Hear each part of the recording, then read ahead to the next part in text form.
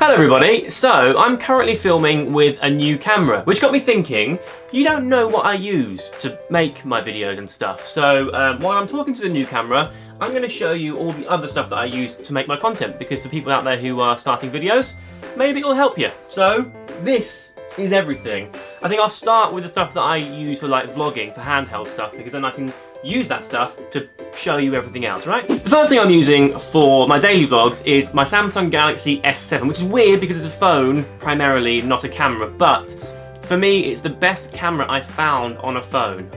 Both the front-facing camera and the rear-facing camera. It's a really wide angle, so I know that if I hold it here, everything's going to be in shot. But also, it's great quality and actually very good in low light too. Now, my only issue with it is that I dropped it when I had it after not very long, and I kind of messed up the stabilization. When I first had it, I could walk around and film, it would be fine. Because I dropped it, I think I dislodged something. Now when I'm walking and talking, it does shake a little bit. But for me, it's perfect because I wear a lot of suits and I do a lot of fashion things. I can't carry around a big bulky camera like this all day in my pocket because it kind of ruins the line of what I'm wearing. This is really handy, I like it a lot. And also, if I take like an Instagram post, I can send it straight from my phone to Instagram. I have the iPhone 7, which is just here, as my actual phone, but this one, I just got a better camera on it, basically. Now, to beat the stabilization issue, I have two things. I've got this guy here, which is basically a tiny little tripod from Manfrotto, and I've connected this little phone adapter on the top. This costs like $2.50 or something. It's really, really cheap. So I can have this bit removed and connect like a normal camera to it. I can have it on, and then my camera kind of slots in here like so. It's really handy when I'm doing live things, because I can then sort of hold it like this, just twist and flip and stuff like that. It keeps it a bit more stable.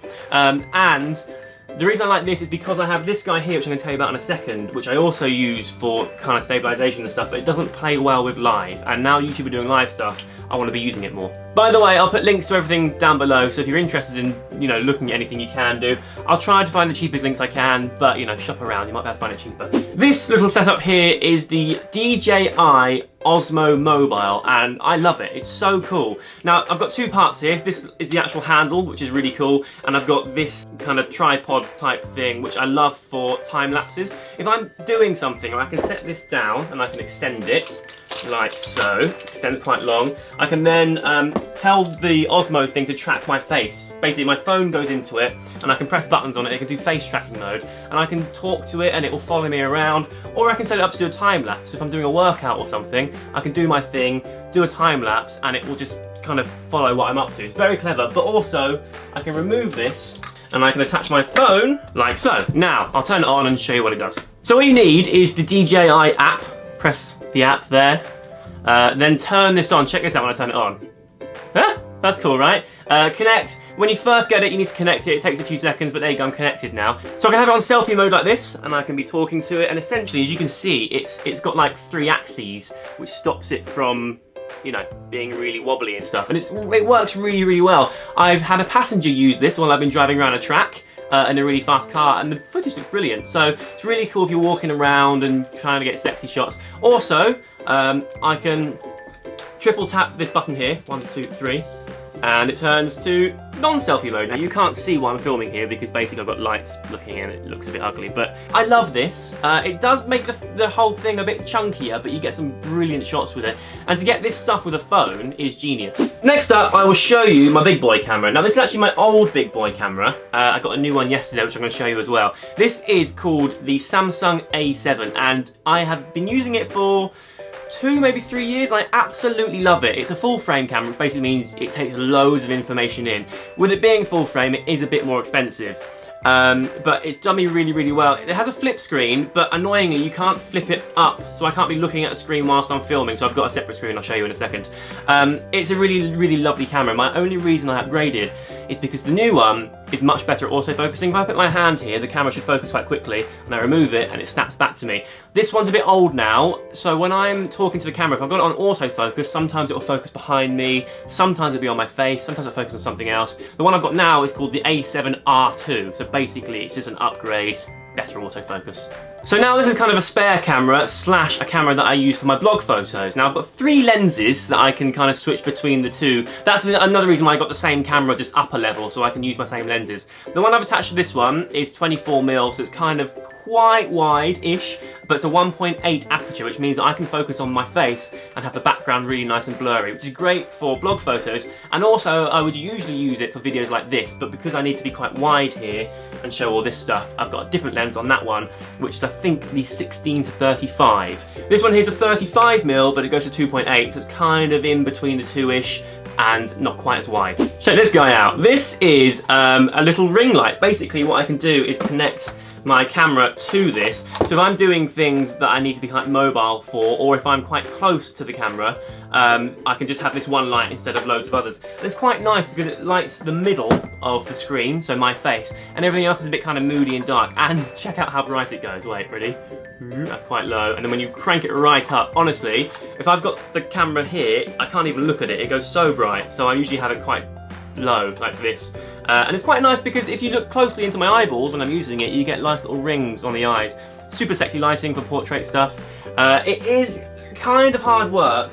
When it's all connected and it's on a tripod, it does make the thing a little bit heavy and wobbly, but you know, if you're going to be stationary on a tripod, it doesn't matter that much. The final piece of equipment I'm going to show you that's here, before I move on to what's there, is this guy. This is kind of like the Osmo, but for big cameras, and it's less technical. Basically, it's just counterbalanced. So you hold this handle here, you attach your camera to the top. Whoa, wait, there you go. And essentially what it will do is as you move, it will reduce the shake, and it makes everything look a bit smoother and much sexier. I used this for my last video when I was in the gym, and if you look at some of the shots, you can see kind of panning around or walking around me, and it all looks really, really nice. This was from Amazon. I forget who it's by, but it was like 50 quid, so it doesn't have to cost a fortune. These things can cost loads, but it's really simple. Basically, it's got weights at the bottom which counterbalance the camera up top, and it makes the whole thing look smooth and steady. And for moving stuff, if you want it to look kind of sexy and kind of focused in one part and out of focus in the background, this is like really cool. Okay, I'm on my Osmo now, and you can see I'm all stable and stuff, and I'm going to use this to show you around the room, to show you what I'm using. You can see behind me here, this is Final Cut Pro, what I used to edit on. Depending on what you use, if you're an Apple user, you might want to use Final Cut Pro, but you can get other ones. There's like Adobe do a thing called Premiere. I've never used it, because I know Final Cut Pro, and I know how to use it now, but your editing software is each to their own. You can even use iMovie, whatever kind of comes with your laptop, but the issue with that is you are slightly restricted with what you can do, so you might want to upgrade eventually. Anyway, let me show you what's going on here. Right, so you're getting a little behind the scenes tour of the office now. Now let me turn these lights off and switch the big light on so you can actually see what's going on. So turn that on and turn you off and turn you off. Now these lights are really cheap. They're from Amazon, they're called Photocell. I think it's about 80 quid for the 2 lights, and they last forever, and actually they're really perfect. I did buy expensive lights here at one point, which were much more expensive. These are Manfrotto, and they're like LED panels. I didn't get along with them because they're just so intense, and there's no diffuser on them, and I can't find a diffuser thing, so it's just kind of like bright light shining at you. We also tried this thing at one point, didn't like that either. It kind of flashes a bit on camera. So these are tried and tested. I love them to pieces. Really cheap, really cheerful. My tripod, again, is by Manfrotto. I've had it for eternity. To be fair, a tripod's a tripod. I quite like this one because it's a bit sturdy. It wasn't expensive, but it does the job great. Now, here I have the big boy camera. This is the Sony A7 R2, and I absolutely adore it. The thing is, it's not cheap. This cost about it cost about £3,000. I found it for about £2,000. I'll put a link to it, but you know, there's a big investment. So here we go. It focuses really well. It's very nice. The issue is the screen doesn't tilt much more than this. You can't see what you're filming. So on top, I have a screen here. It is really tempting to look at the screen when you're filming, but it's really important to make sure you look down the lens, otherwise it just looks a bit off. But there's a screen. I forget how much that was, but it is kind of important to have it when you're filming this, because otherwise I filmed things before and not realise the entire thing's been out of focus, or I wasn't even filming, and it's a bit of a nightmare. And then here I have the Rode mic that everyone has. Again, this is probably about 70 or 80 pounds, but it's totally worth investing in. It does a good job, and actually it kind of equalises the sound quite well, so rather than it pitching and going up and down, it works great. And if you're, as long as you're standing in front of it, because it's collecting the sound from the front, it works great. So there you go, that's kind of a whistle-stop tour of all the stuff that I use. I'll put links to everything down below. Now, I've been doing this for a while, like 7 years, so I've kind of accumulated this over time. Some of it are quite big investments, you know, like the camera cost me a lot of money, but other bits aren't that much. Like that wasn't a huge amount. This was about 350 quid, so, you know, quite a big one, but that was like £15 or something. It doesn't have to cost a fortune. But if you're just starting out, then maybe start small and work your way up. If you've been doing it for a long time and you're looking for new kit, then this works great for me. So that's it from me. Thank you very much for watching. I hope you enjoyed this video. Maybe it helped you in some way. If you did, give it a thumbs up and let me know in the comments down below, and I will see you very soon. Bye.